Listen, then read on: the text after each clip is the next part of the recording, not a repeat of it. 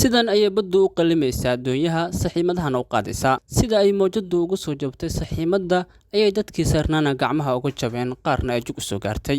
sida magaca gobolka loo bedelay looma bedelin magacii xumaa ee gaariwaa gobolkuna caanka ku ahaa tani kow uma aha ee sanad kasta sidan ayay baddu doonyaha u dejisaa dadka u qaadaa gaadiidkana jidadka ugu gudoomaan gobolku waa wada jiq oo nimco ayuu la jaryahay barigu waa buuxa oo xabag ayaa ka buuxda macdantuna way u xabaalan tahay baddu waa buuxda oo kalluun ayaa ka buuxa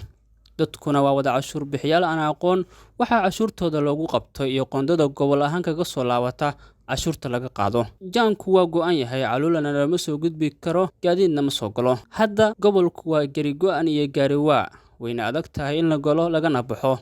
dhanka badda lama mari karo oo waa xagaa dhanka berigana jaankii isku xiri jiray caasimadda gobolka ee 3 degmo oo gobolka oo dhan ah ayaa go'an wadada la fogoray maciin badan ma laha oo marar badan oo roob u da'ay ayay hore u go'day dabaaqa taayirka uma dhibira oo gawaaridu kuma dhiiran karaan oo iyaduna daryeel ma hesho dawladuna ma fiiriso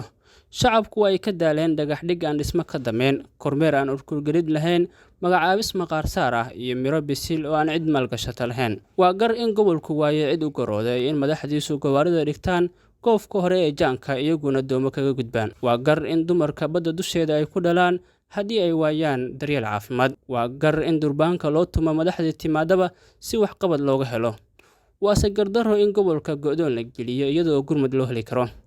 haddaba madaxdu ma garoosadeen waayeelku ma garteen dhalaanku ma ka dhiidhiyeen dib u dhaca gobolka ka muuqda ugu dambeyntii shacabka la daala dhacaya dhibaatooyinka aan soo xusnay waxa ay ka dhirsugayaan madax u diirnaxda oo garata dhibka haysta mar qurana ka samata bixisa balse su'aasha taagan ayaa ah ma garan doonaan madaxda cusub wixii ay ka gaawiyeen madaxdii ka horeeyay maxamed cabdiraxmaan saciid murcay media